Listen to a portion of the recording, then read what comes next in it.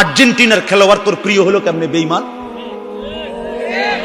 এই মুসলমানের বাচ্চা বল বেটা, এখন দাঁড়ায় বল বেটা, কোন কাফের বেঈমান, কোন খ্রিস্টানের বাচ্চা, কোন ইহুদি, তুই মুসলমানের ঘরে জন্ম নিয়া তোর রক্তে মুসলমান মার রক্ত, তুই কেমনে ওই বেঈমানের মতো সাজলি?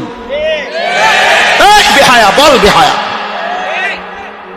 তোদের যাদের চুল এরকম বল বেটা, এখন দাঁড়া। ওই বেঈমান তোর পছন্দ হলো কেন?